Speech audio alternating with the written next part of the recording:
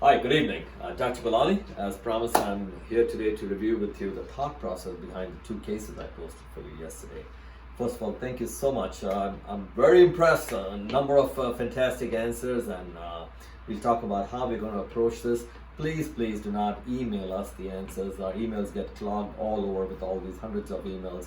Keep it simple on Instagram. Just few words of this is what I would do. All right, please, for next time. So these two cases in particular I picked from our patients yesterday because they follow a spectrum of keratoconus. All right, and I'll explain to you how the clinical concept goes here. In fact, today we saw two more cases which fall into the system and how we have corrected them. But let's focus on the answer from yesterday. So case number one was this 49-year-old female medical assistant with high hyperopia, high astigmatism against the rule. That itself is a very important clinical indicator for anybody. I say that's an abnormal cornea unless proven otherwise. So astigmatism against the rule, keratometry 48.2. This is surely a cornea that falls in the spectrum of keratoconus, but the thickness is excellent. And another thing you want to ask when you see that, yes, the endothelial cells were absolutely normal. So the clinical aspect of all this is I'm assuming now this is in my spectrum of keratoconus and how I'm going to address it. In fact, these two cases, the reason I picked them is they are related and they came in on the same day, and how I don't want you paralyzed by your diagnosis of keratoconus and how things can be different and yet it is a diagnosis of clinical emphasis.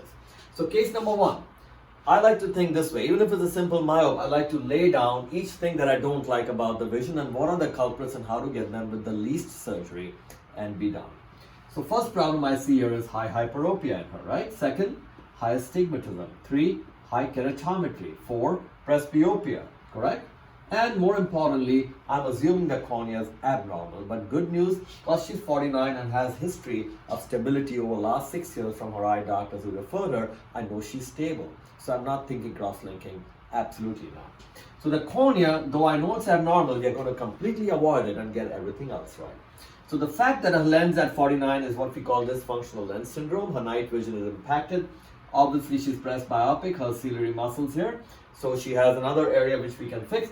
Also, because she's high hyperopic, her angles are narrow, correct? So you can get all these three issues by one surgery, which is exchanging the lens. Now, while doing this, we also want to correct her hyperopia, astigmatism, presbyopia, and night vision.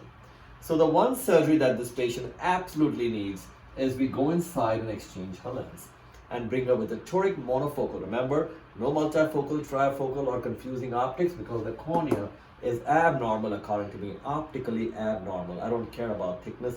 It is not a normal cornea. So to give crisp vision. Now, my own concept over the last 2 decades, I call it the blend concept, where I do a micro monovision blend surgery with monofocal lenses to give patients up to J2 vision. This patient will do very well with just one surgery. Just for a discussion, if she could afford, I would add a step because I like everything to be perfect, right? But if she could afford, I could go even more a step ahead and make her myopic as I come out and then use surface laser plastique, never LASIK. I just told you this cornea, I'm not accepting as normal. I will shape her and bring her down in keratometry to give her absolutely amazing higher order aberrations, all right? So that's the concept for patient number one. Let's go to patient number two.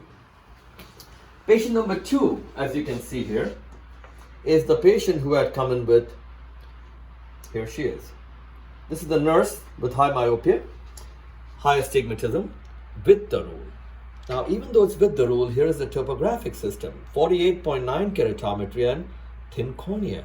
Again, I'm assuming she's abnormal. In fact, I'm calling her a keratoconus. All right, no past history, but she falls into my criteria for a number of things. Now, let's again pull up the points here.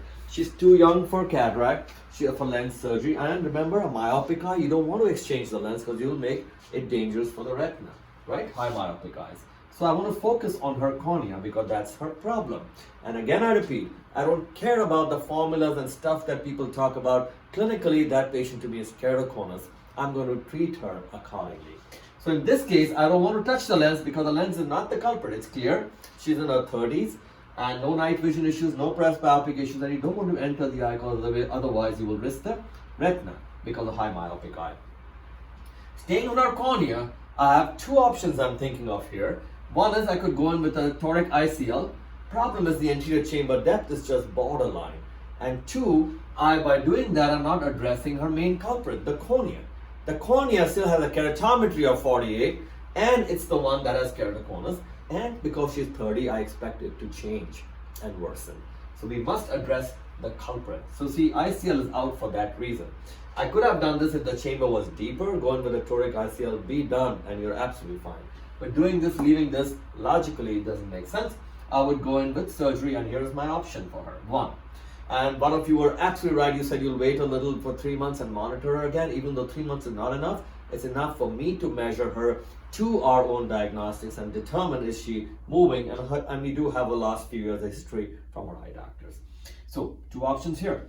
One, I would do a laser plastic on top. Again, non-cut. Remember, this cornea is abnormal. You cannot talk, smile, LASIK, nothing, because anything that cuts weakens an abnormal cornea. That's the cause of ectasia. So we shape her cornea. In my criteria of having done laser on keratoconus over the last 2 decades, she meets all the criteria of about 400 microns, etc., stability and all that. We'll go with that some other time. So I can laser her and remove 110 microns and make her completely emmetropic.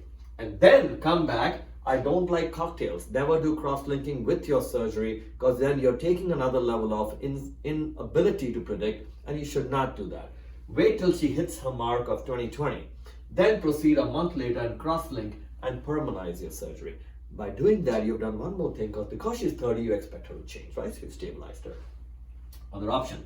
I could go straight first, cross-link her, because I don't know her that much, and she has come all the way, and we cross-link and stabilize because she's 30, and keep it this way because, now rarely, you see me always speak, I don't like cross-linking until you fix the shape and cornea. In this case, I would for those reasons, and then I come back a month later and laser her to perfect 2020, and now I can let her go anywhere else she wants because the cornea is not changing. Nothing was wrong with her lens. So that's our option for that patient. Today, like I said, I saw 2 more patients among the patients we saw who were referred. One was LASIK ectasia, another patient we had done 7 years ago who was keratoconus, and a third patient who actually, from last week, I wanted to share the topography with you. But the point of doing this is, I want you to keep on thinking through. The surgery is very easy. All of you can do that. But I love the fact that many of you are on the right track. But what I don't like is, do not talk surgery first. I would do this. If not, I would do this. No. Look at the system and you come back with only one plan. Therefore, patients don't get options. They get a plan. All right? So wonderful again. Loved your enthusiasm. Please don't email. Just go on Instagram and post, and I will keep doing this for you. Any questions, let me know. That's the end of our day. Great to see you again. Dr. Gulani.